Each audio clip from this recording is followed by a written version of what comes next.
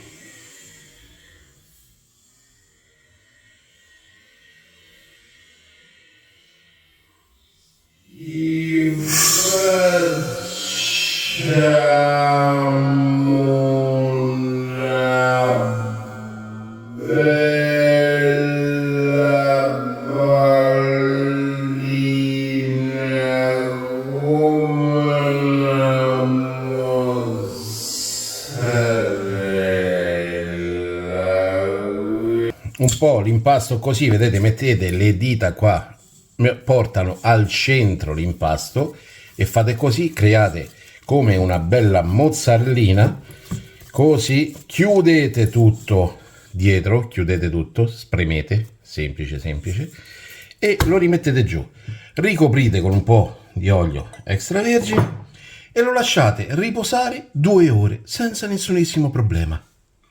Allora, eccoci qui, 2 ore sono passate. Sul banco di lavoro, sul piano di lavoro, mettiamo un po' di farina. Guardate qua come è cresciuto, guardate che bello che è. Super super soffice. Giriamo tutto quanto, così, come quando andavamo in spiaggia, noi facciamo i castelli di sabbia, così. Battete, battete. E poi questo scende piano piano senza nessuna difficoltà. Eccolo qua. Opsi. Guarda che bello che è, guarda che bel sofficiume che è. Mamma mia, che spettacolo, guarda qua. Guarda, oh, questo lo dovete fare perché vi leva tante soddisfazioni. Adesso dividerò perché farò dei panetti, quindi così, poi così. Il peso, che ne so, io faccio a occhio, faccio panini più grandi, faccio panini più piccoli. Non mi faccio tanti problemi, ecco. Ecco qui, vedete, questo lo stendiamo un pochino, mettiamo un po' di farina, stendiamo così, così, lungo, e poi arrivo a rotolare così, così, come quando facciamo un cornetto, no? E io lo arrotolo e lo faccio lievitare così, quindi semplicissimo. Poi la forma la date voi. Insomma, è una libera scelta che dovete prendere lì per lì, ecco. È molto semplice, ragazzi, così, così, lo fate un po' più lungo, lo allungate un pochino, oh, e poi andate a rotolare, rotolate, rotolate, rotolate, ed eccolo qui, e faccio un altro panino così. Ovvio che se è troppo grande, troppo rispetto agli altri, tagliate un pezzettino, lo aggiungete a quello più piccolo. Però insomma, fate sempre la stessa cosa, allungate così e poi arrotolate così. Spettacolo, no? Quando arrivate qui, pinciate, così, e lo attaccate senza nessun problema.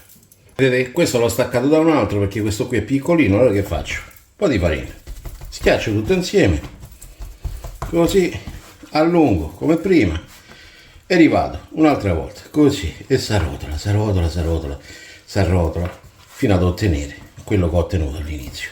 Qua sotto non lasciatelo così perché poi dopo si staccherà in cottura, e lo lasciamo così, un po' di farina sopra, quella sì, così, così, molto molto liberi, staccateli l'uno dall'altro, mettete farina e staccateli l'uno dall'altro, non devono mai attaccarsi per terra, quindi mettete abbondante farina. Vedete, sono tutti irregolari perché è così che deve essere a casa. Non siamo dei panettieri, siamo delle persone che si stanno divertendo facendo il pane, e questo deve essere.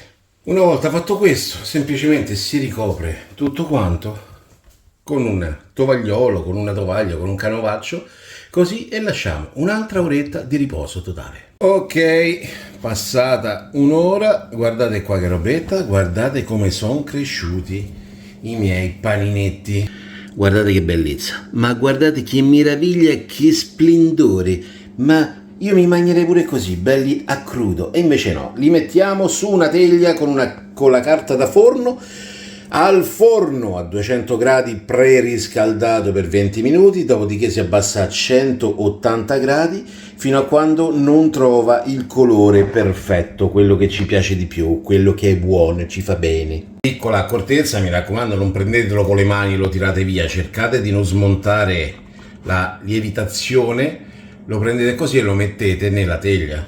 Allora, dato che io uso il fornetto, quello ventilato, quello piccolino, sempre alla stessa temperatura, non cambia nulla, ne metto 3 alla volta, ma voi se utilizzate il forno di casa fate tranquillamente quello che sto facendo io e ne potete mettere di più sicuramente su una teglia. L'importante è che siano belli distanziati, perché alla fine questi crescono e si attaccheranno un po' di più, ma non è che però se ne mettiamo uno in più dopo succede un pizzone, famo una focaccia, famo.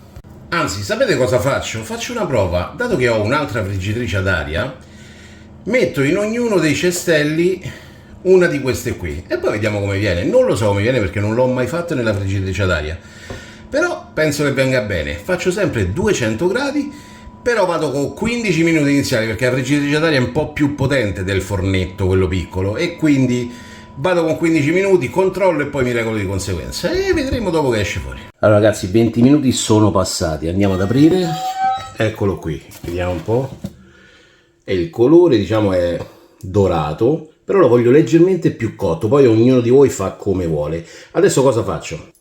Prima di chiudere il forno in mezzo metto questo qui, così lascio un po' di aria scorrere, così che il pane mi diventerà un po' più croccante del normale. Se lo lasciate chiuso l'umidità rimane dentro e quindi io chiudo così, vedete? Eccolo qui, c'è una piccola fessurina e do altri 10 minuti al massimo, sempre a 180 gradi questa volta, no sempre, a 180 gradi per 10 minuti così com'è. Andiamo a vedere la friggitrice ad aria, eccolo qui, questo è stato fatto con 17 minuti a 200 gradi senza preriscaldamento e il colore già mi piace un po' di più, è più cotto questo di quell'altro che ha cucinato un po' di più, ma si sa, la friggitrice ad aria è più veloce. Comunque devo dire che con la friggitrice ad aria e in 17 minuti il risultato è molto buono perché il panetto è leggerissimo, quindi significa che dentro ha cucinato bene e quindi per essere una prova è venuta benissimo, cioè anche facendo una prova al volo così con la friggitrice ad aria il risultato è questo qui, un bel panetto dove ci si può fare un bel paninozzo, a me piace tantissimo, con la caprese, pomodoro, mozzarella, basilico, olio e sale, mamma mia che spettacolo. Dico, ma è così difficile fare il pane? Mi avete visto stressato? Ho dovuto calcolare la temperatura dell'ambiente della cucina? Ho dovuto depurare l'acqua? Ragazzi, mangiate, divertitevi a fare il pane, perché è così semplice. Adesso andiamo a vedere l'altro, dai. Allora, cuccioli belli, eccolo qui, pronto. Appena uscito dal forno fa 6000 gradi. Guardate com'è cresciuto bene, cucinato benissimo anche sotto. Spettacolo, fatto col fornetto. Quindi non dovete avere un forno da 7000 euro. No, questo lo potete fare tranquillamente a casa e sentite che leggerezza è il panino. Scotta ma è leggero. Scotta ma è leggero, quindi semplicità totale per ottenere del pane buono in casa. Un accorgimento ovviamente importante per chi usa un forno da casa, ovviamente i tempi si allungano un po', perché comunque 17 minuti con la friggitrice, qui ho dato prima 20 minuti, poi altri 10 minuti, quindi 30 minuti, ma con il forno da casa, con le stesse temperature, ci vorranno 40-45 minuti, poi ogni forno ha la sua potenza, quindi controllate sempre, guardate il colore, se vi piace va bene così, se non vi piace fatelo più cotto, date altri 10 minuti. Allora cuccioli infornati senza stress, guardate qua che bel pane che ci abbiamo, bello croccantoso fuori, morbido dentro, senza nessun stress, senza troppa bilancia, perché i panetti li abbiamo fatti irregolari, occhio, avete visto, no?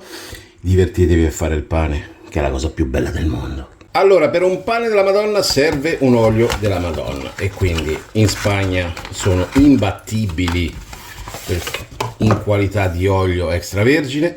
Questo è quello che uso io, è buonissimo, spettacolare, e lo andremo a provare sul nostro pane altrettanto spettacolare. Allora andiamo a tagliare il pane, sentite? Bello croccantoso fuori, super leggerissimo all'interno, cotto benissimo, spettacolo puro, la mollica super soffice, ragazzi, la mollica super soffice, ma che volete di più in così poco tempo? Pensate se facevo lievitare l'impasto per 2 giorni, mamma mia. E adesso il metodo migliore per assaggiare il pane è con l'olio extravergine di oliva. Guardate qua, guardate che colore spettacolare, mamma mia, che spettacolo è, guardate qua, sento il profumo da qua. Faccio un po' così alla tradizione, mamma mia, che profumo. E signori miei, invidiatemi perché sono invidiabile.